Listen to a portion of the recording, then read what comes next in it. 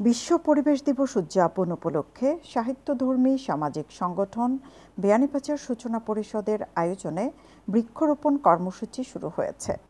বৃহস্পতিবার সকাল 11টায় বিয়ানীবাজার সরকারি কলেজ প্রাঙ্গণে বৃক্ষরোপণের মাধ্যমে এই কর্মসূচির উদ্বোধন করা হয়। উদ্বোধন শেষে উপজেলার বিভিন্ন শিক্ষা প্রতিষ্ঠানে নানা জাতের গাছের চারা রোপণ করেন সংগঠনের দায়িত্বশীলরা। বিয়ানীবাজারে টিএনটি রোডে ইবনে আল মতিন টাওয়ারে রেডি ফ্ল্যাট ভাড়া দেওয়া হচ্ছে। শীতাতপ নিয়ন্ত্রিত কক্ষ, attach bathroom, kitchen, dining, lift, CCTV, বিশাল পার্কিং ও ছাদ সহ থাকছে শিশুদের জন্য বিনোদনের ব্যবস্থা।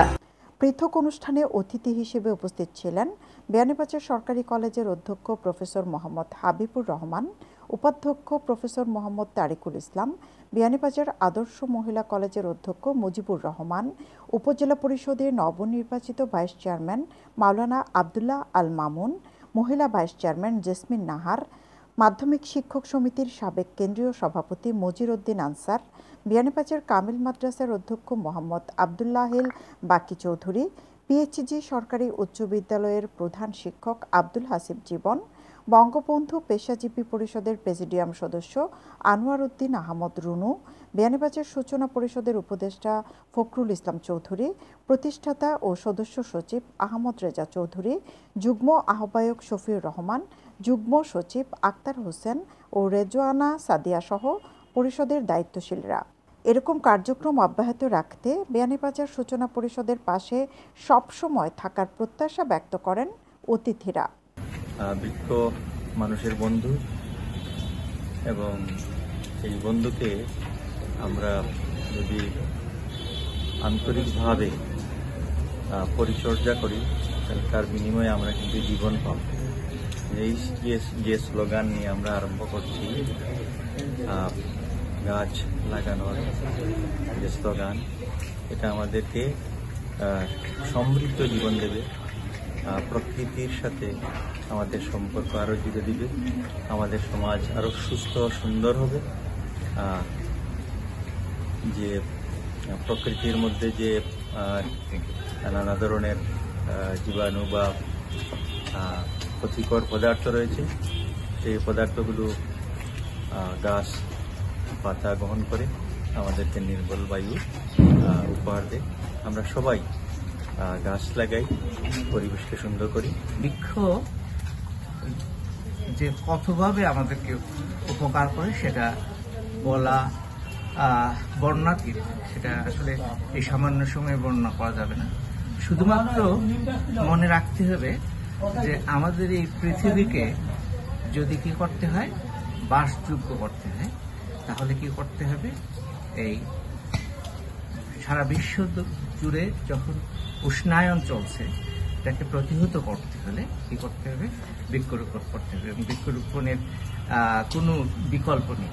তো আমাদের সারা বিশ্বের সাথে, আমাদের এই দেশের সাথে তাল মিলিয়ে কি করতে হবে, আমাদের বৃক্ষরোপণ করতে হবে।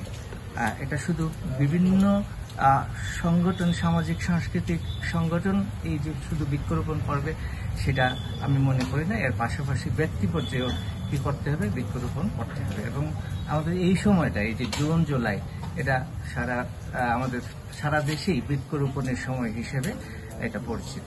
এই সময়ে এই উদ্যোগ গ্রহণ করার জন্য এই যে সাংস্কৃতিক সংগঠন সূচনা পরিষদকে আমি ধন্যবাদ জানাচ্ছি। আমরা এই পরিবেশ বিভিন্নভাবে ক্ষতিগ্রস্ত করছি। এই পরিবেশ রক্ষায় অন্যতম একটি বিষয় হচ্ছে বৃক্ষ। এই বৃক্ষ আমাদের জীবনের সাথে জড়িত। আমরা জানি আমাদের জীবন রক্ষার্থে যে অক্সিজেনের প্রয়োজন, সেই অক্সিজেনটা এই গাছই আমাদেরকে দিয়ে দেয় এবং আমাদের কাছ থেকে যে বিষাক্ত কার্বন ডাই অক্সাইড নির্গত হয়, গাছ সেটি গ্রহণ করে। এছাড়া গাছ আমাদের দৈনন্দিন জীবনে নানা কাজে জড়িত এবং এই গাছের মাধ্যমে প্রকৃতির আরও বিভিন্ন ভারসাম্য রক্ষা হয়। আমরা সবাই যেন এই বৃক্ষরোপণ কাজে অন্ততপক্ষে এই বর্ষা মৌসুমে একটি ফলজ এবং একটি বনজ গাছ যদি রোপণ করি, তাহলে নিজেদের এবং ভবিষ্যৎ প্রয়োজনের জন্য ভালো হবে। আমি এই মহতি কাজের জন্য আবারও সূচনা পরিষদের সকল সদস্যকে ধন্যবাদ জানাই এবং এই সংস্থার উত্তরোত্তর সাফল্য কামনা করি। বৃক্ষরোপণ ছাড়া সুস্থ পরিবেশ তৈরি করা যায় না। বৃক্ষরোপণের মাধ্যমেই আমাদের এই সুস্থ পরিবেশ আছে, আমাদের জীবন জীবিকা চলার জন্য আমরা উপযোগী হই।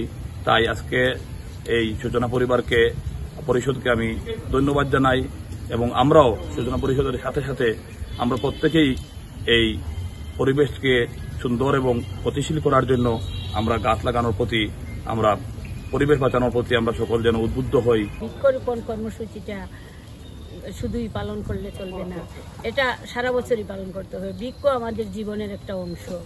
বৃক্ষ ছাড়া যেমন পরিবেশ রক্ষা করা সম্ভব না, তো মানুষের জীবনযাপন কঠিন হয়ে পড়ে। স্বাস্থ্য সচেতনতার ব্যাপারেও একটা ভূমিকা পালন করে বৃক্ষ। এজন্য বৃক্ষরোপণ শুধু জুন জুলাই মাসে করলে হবে না, সারা বছরই করতে হবে। প্রত্যেক জনগণকেই করতে হবে। প্রতিটি মানুষকে এগিয়ে আসলে আসলে আমাদের একটা করে গাছ লাগালে আমাদের পরিবেশ বাঁচতে পারে, আমাদের সেই পরিবেশের সুফলতা আমরা মানুষ ভোগ করতে পারি। এদিকে বিয়ানীবাজার উপজেলা পরিষদের সাবেক চেয়ারম্যান বীর মুক্তিযোদ্ধা আব্দুল খালিক মায়ন স্মরণে সূচনা 14তম সংখ্যার মোড়ক উন্মোচন করা হয়। সৈয়দা আখি হক, এবিটিভি।